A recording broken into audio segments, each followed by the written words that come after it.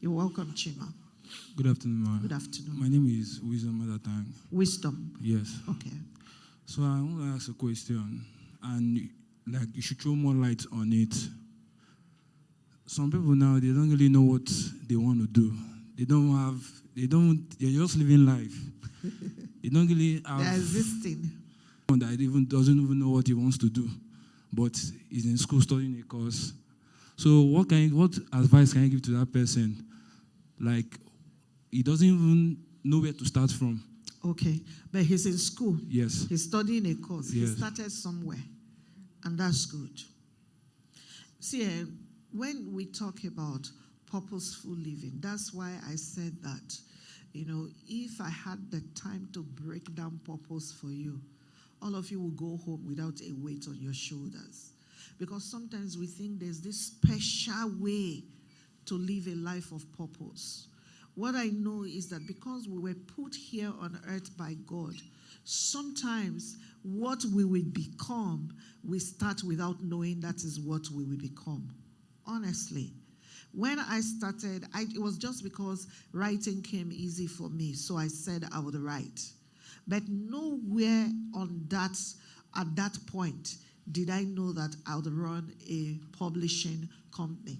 To be truthful to you, the publishing business was not something I sat down, I did a business plan, and I stumbled into it. What had happened was I had published a magazine that I was selling. We had a magazine, we still have it, that we were publishing. And what happened was we sold this magazine, and it was selling a lot because it was very good quality, still is very good quality. And one man, I don't know who took the magazine to Port Harcourt then. The man saw the magazine in Port Harcourt and called me. He called the number that was on the magazine and said, "Are you the one that published the book Effectua?" I said, "Yes." He said, "Did you publish it in Nigeria?" I said, "Yes." He said, "It is wonderful quality." I said, "Thank you, sir." He said, "I have written 2 books. Will you publish for me?" I said, "Yes, sir." I had published a magazine. I'd never done a book at that point. When I dropped the phone, I had one staff. I called her. I said, "Remy." She said, "Ma." I said, "Do we know how to publish a book?" She said, "Eh?" I said, "We now publish a book, so let's start." We already had the skills. Do you understand? We just didn't know the template. So what we did between when I said yes to the man and the next day I spoke to him, which was the next time I spoke to him, which was in 48 hours or thereabout, was we knuckled down and we by ourselves put together a process. We looked for vendors for the things we didn't have. And by the time I spoke to him, the first conversation was a Friday. By the time I spoke to him on a Monday, we were a publishing company, full-fledged. And this is at least 100 books or more later. We're still there. Do you understand it? So it's not everybody, and I'm saying this because my job is to be truthful to you and give you insights. It's not everybody that we know before they bite their teeth comes out that this is what they want to be in life. Some of us, life would still lead us. If we allow life to lead us, life will lead us, we'll go from here to here. Initially, we look unconnected. Then one day you would look back and you'll be like, "Oh, God was drawing a beautiful picture all that while." When I said to you, I studied English, my parents said to me, "Study law." But then my father came back and said, "You play too much. You will not pass JAMB for law. Put English first. When we get there, you will now change." But I didn't want to change. The moment I got in, I realized this is where I should be. And that's why I didn't go there. I didn't study law again. And I'm grateful I didn't. So some of us, we just need to do what we can do where we are right now and do it well. And the rest, God will bring together. Do you understand that? Do you understand that? I don't want anyone living here and feeling beat up because you heard a 20-year-old says by 13 I already. Not all of us are that smart at the beginning. But you see, what I will say to you, like you are my children, is every one of you, if you hold on, you will get where you need to go. Okay? All you just need to do is be a good human being, do the hard work. You would arrive. Not all of us knew what we wanted from the beginning. Okay? All right. Okay, so I had 10 minutes as at the last question. So I'll take that last one question, the lady behind, and I'll be done. Good afternoon. Good afternoon. You mentioned something. You mentioned something about your work being traceable. You mentioned something about your work being traceable. And, okay, I was like, there are some people that, you were in the 21st century, and there are some jobs online that you don't really have physical traceability, whereby you can't trace them physically. I don't know if you get what I'm saying. Like, okay, you mentioned something that someone said caused the guy on Jane overnight, and so it meant that his work was not traceable. It's possible the person might be doing an online job or something, and work is always traceable. Work is always traceable because even if you are doing work online, you will leave footprints online. Yeah. And I get what you're saying, though. I was just saying that it's not like necessary that, though you have evidence of work that you've done, previous work, but physical evidence, that's what I mean. That one aside, what I want to say was that, I actually had a business that I was running, and along the way, I was running school program and a professional program also, and everything was quite much, and they were like, is this school decent to go or business to run? So I couldn't go on with it, so I just, should I say, put it on the pause. Then the strike came. I said to learn an online skill, actually, and he said, I noticed something. He said, do the cheapest, fastest, and easiest. Okay, I said, okay, to do this thing I want to do, it's actually going to take time. I require, like, capital to run it. Though I'm doing it because I don't think I actually found it's my purpose. I'm just doing it because people have done it, and, like, it worked out for them. And I feel that I might be good with it if I run it also. So, but to do it, I need capital. So I deviated to do something else. And I'm paying for all these things as I'm learning how to do them online. And also, this other one I'm doing, though I paid to learn it, and I've been at it for a while, and it's not also working out. And everything is just, I don't know if you're, Ma? I'm still waiting for your question. Okay, the thing is, sorry. Okay, the thing is, like, how, in a situation like that, whereby you have a lot going on, probably what you're learning, and how do you know which to focus on, which you want to do exactly? Which one have you done the longest? Say you are learning. Which one are you almost at freedom level? Almost at freedom. It's probably when I get to the middle, I'm stuck, or probably there's a barrier. So your problem isn't that the thing isn't or capital. Working. No, your problem is you are a stopper. You don't execute fully. And the only way that will work, because there is nothing. You see all these things we're talking about, and you think angels fly around us. You don't want to come on a day where all my 3 generators broke down. There is not one person who doesn't get to face a challenge. Your job right now is to say, okay, I can't do all of them, but I can do this one, and no matter what happens, I will finish this one. Because what needs to happen is you need to finish one. Okay, how about when you're doing, like, you don't feel connected to it? And if you started and you don't feel connected to it, you were the one that chose it now. How can I help you now? Okay. Other than to say, go and choose the one that you can connect with. But seriously, for everybody's benefit, there is nothing you will start. You know, I told you to do cloud and do hardware. It will be hard because sometimes you won't sleep. And then sometimes you want to work, there will be no electricity if you live in this economy. There will be those frustrating times. What it matters is that you know this is what you should be doing and you must get it done. And what I want to hear next time, if I ever, God makes my path cross with your path again, I want to hear you say, I finished one thing. Because that's where it starts.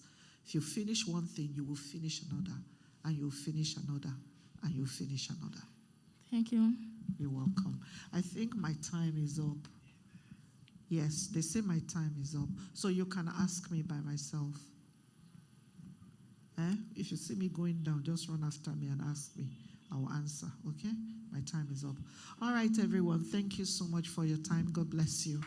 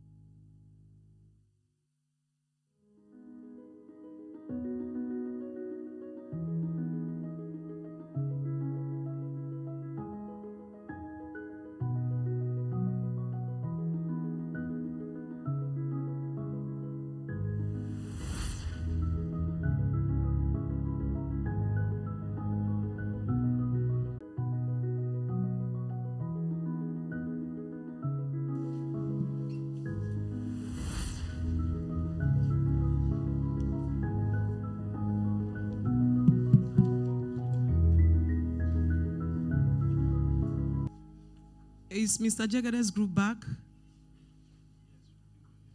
Okay. All right, so we have regrouped and we are back to the main session. I'd like to say a very big thank you to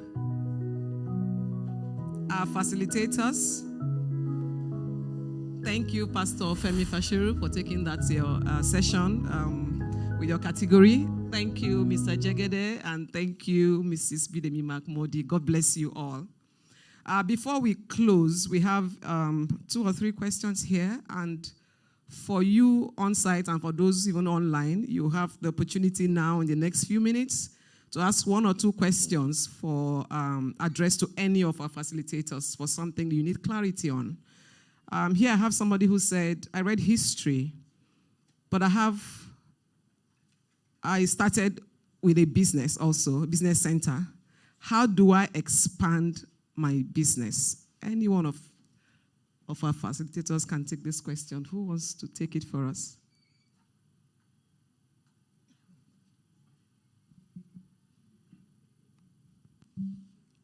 What business? Business center. Business center. Mm-hmm. She read history. Okay. And she started a business center. But how do I expand my business is her question. Well, expanding a business, there's so many dimensions to it, right? First, you have to look at your location. Is your business located in the right location? Is there a need for what you offer? What's the size of the need?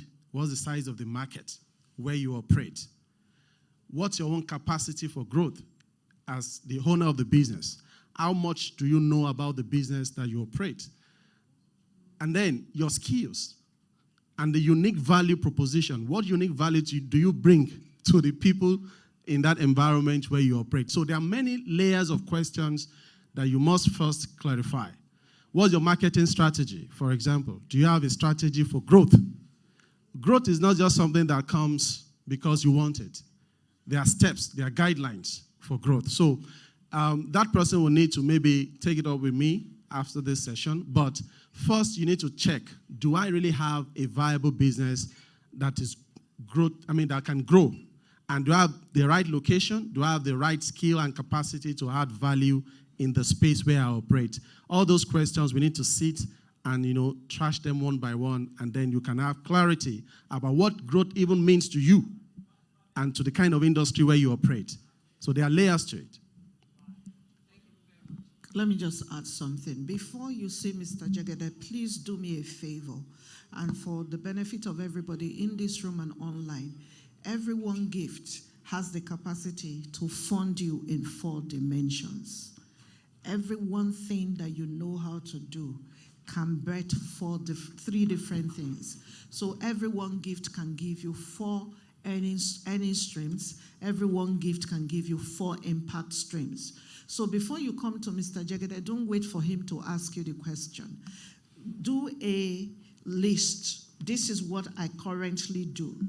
And this is what I currently do. These are 2 other ways or 3 other ways that what I currently do can be repackaged and for another audience, so that the expansion doesn't necessarily have to be a situation where you have to move locations or even employ more staff. It just means to give other faces or other aspects of the business a face, so that people know that if you can do this, you can also do this, and you can do this, and you can do this. Once you do that, I'm sure Mr. Jegede would package the rest for you. I just wanted to add that. That's wonderful. And that also makes it a lot easier for Mr. Jegede to handle, because you would have done your own homework and assignments. Thank you very much, Mrs. Bidemi Mark-Mordi. Pastor Femi Faseru, I think this question is for you. It says, I've been working for 3 years. I am young. I want to go for more studies to add value, but I'm poorly paid. My pay is poor. I feel stranded. What do I do, sir? Wow. So basically, this person has a desire that he doesn't have the funding to meet. So that's how I'll break it down. He wants to go further education somewhere. The first question I'm going to ask is, where you are going, is that the only place? I'm assuming the person wants to go abroad. Abroad probably could translate to £10,000 in terms of the school fees. But do you have a university in Nigeria that can do it for you less than the £10,000, something you can afford? Number 1. Number 2, don't put your life on something that you don't have. Always work from what you have.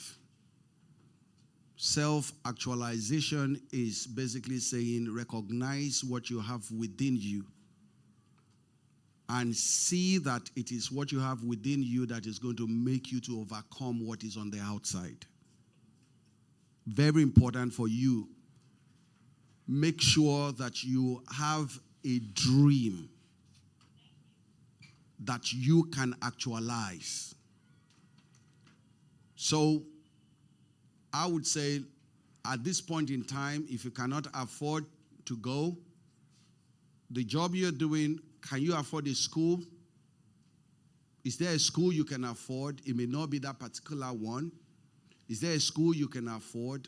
If not, is there a way you can change your job? But you have to work with what you have rather than working with something that you don't have. Thank you. Very much, Pastor Faseru. God bless you, sir. I have just two more questions. This one, they said either Pastor Femi Faseru can answer this or Mrs. Bidemi Mark-Mordi. Says, I thought I loved my course of study before getting into school. 100 to 200 level, I was good. But now in 300 level, it seems I have a passion for something else. What do I do?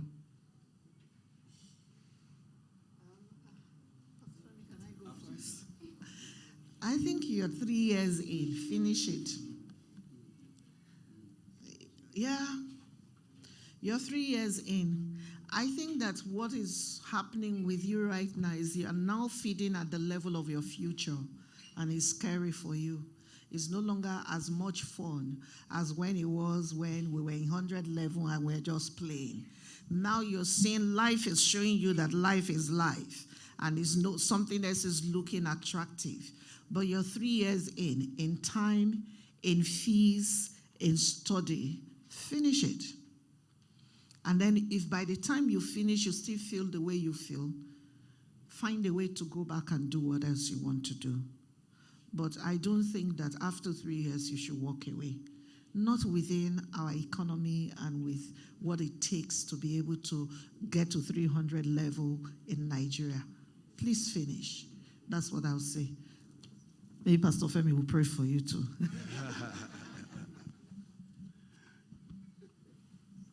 Yes, I think the prayer will help because you need to finish. You've put in years. You know, time is your life. Are you going to account for that? There is nothing you acquire that is wasted. We were told earlier on how all our journey,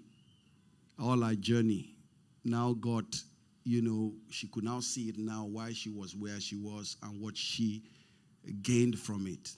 Finishing it, you won't lose, you will only gain, even though